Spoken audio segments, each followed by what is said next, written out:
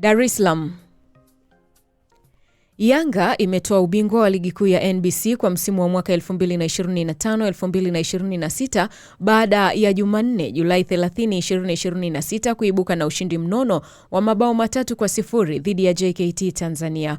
Matokeo hayo yameifanya Yanga imalize kileleni mwa msimamo wa ligi kuu ikiwa na pointi 75, huku Simba iliyoibuka na ushindi wa bao 1-0 dhidi ya KMC ikimaliza katika nafasi ya pili kwa pointi 73. Mabao ya Yanga katika mchezo huo yamepachikwa na Prince Dube, Laurindo Depu pamoja na Maxi Nzengeli. Hata hivyo, furaha ya ushindi ya Yanga katika mchezo huo ilitikiswa katika dakika ya 43 baada ya Pacome Zouzoua kuchezewa rafu mbaya ambayo ilisababisha avunjike mguu wake wa kulia. Mtibwa Sugar imeungana na KMC kushuka daraja, wakati huo timu za Mbeya City na Tanzania Prisons zikibaki na kibarua cha kucheza mechi za mchujo, yani playoff, ili zipambane kubaki ligi kuu, na timu nyingine zimefanikiwa kubaki katika ligi kuu. Baada ya kuongoza chati ya ufungaji bora kwa muda mrefu, kiungo wa Azam FC Faisal Salum alijikuta akikosa tuzo ya mfungaji bora katika raundi ya mwisho, ambapo nyota wa Singida Black Stars Mosi Ndumumwe ameibuka mshindi katika kinyang'anyiro hicho. Ndumumwe ambaye katika uwanja wa Sheikh Amri Abeid Arusha alifunga mabao 3 hat-trick katika kichapo cha mabao 4-3 ambacho timu yake imekipata kutoka kwa Fountain Gate. Amemaliza akiwa amefumua nyavu mara 17. Hii ni mara ya pili kwa Faisal kukosa zawadi ya ufungaji bora katika raundi ya mwisho ya ligi, ambapo mara ya kwanza ilikuwa msimu wa mwaka 2023-2024. Haikuwa siku nzuri kwa Mtibwa Sugar ambayo msimu mmoja baada ya kurejea ligi kuu imeshuka daraja. Ujerumani. Baada ya Ujerumani kutolewa kwenye michuano ya kombe la dunia kwa mwaka 2026, kipa wa timu hiyo Manuel Neuer ametangaza kustaafu soka la kimataifa katika mchezo huo dhidi ya Paraguay. Ujerumani iliyopoteza kwa mikwaju ya penalti 4-3 baada ya mechi baina ya timu hizo kumalizika kwa sare ya bao 1-1 katika dakika 120 za kawaida.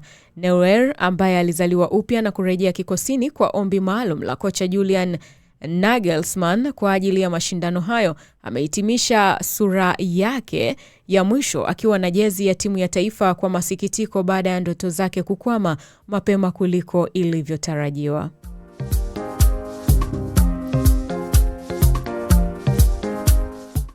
Nahodha wa England Harry Kane mwenye umri wa miaka 32 anatarajiwa kusaini mkataba mpya na Bayern Munich licha ya kuvutiwa na Barcelona.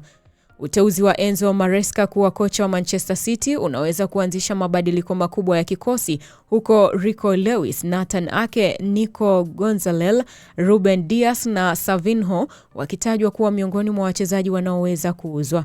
Manchester City wako tayari kutibua mipango ya Tottenham Hotspur ya kumsajili kiungo wa Newcastle United wa Italia Sandro Tonali mwenye umri wa miaka 26, licha ya kuwa tayari wamekubaliana kumsajili kiungo wa England Elliot Anderson mwenye umri wa miaka 23 kutoka Nottingham Forest. AC Milan wako tayari kutoa dau la pauni milioni 21.5 kumsajili kiungo wa England Mason Mount mwenye umri wa miaka 27, lakini Manchester United hawana mpango wa kumuuza. Na Manchester City, Manchester United na Bayern Munich zimejiunga na Arsenal katika kuwania kiungo wa Morocco Ayubu Bouad mwenye umri wa miaka 18. Hata hivyo, Lille inataka angalau pauni milioni 70 na pia inapendelea kumbakiza kwa mkopo msimu ujao. Liverpool, Arsenal, Manchester United na Borussia Dortmund zinamfuatilia kiungo wa Mainz Kaishu Sano mwenye umri wa miaka 25 ambaye aliifungia Japan kwa mchezo wao wa hatua ya 32 bora ya kombe la dunia dhidi ya Brazil. Mabingwa wa Ulaya Paris Saint-Germain wanasema thamani ya winga wa Ufaransa Bradley Barcola ni zaidi ya pauni milioni 116, huku akisisitiza kuwa hawana mpango wa kumuuza mchezaji huyo mwenye umri wa miaka 23 licha ya kuvutiwa na Liverpool na Arsenal. Liverpool pia imehusishwa na winga wa Ubelgiji Matthias Fernandes Pedro mwenye umri wa miaka 21, atakayekipiga Lille katika jitihada zake za kuimarisha safu ya ushambuliaji. Everton ina matumaini ya kumsajili moja kwa moja winga wa Chelsea Tariq George mwenye umri wa miaka 20 ambaye alichezea klabu hiyo kwa mkopo msimu uliopita. Na hizi ni habari nilizokusogezea kwa asubuhi ya leo.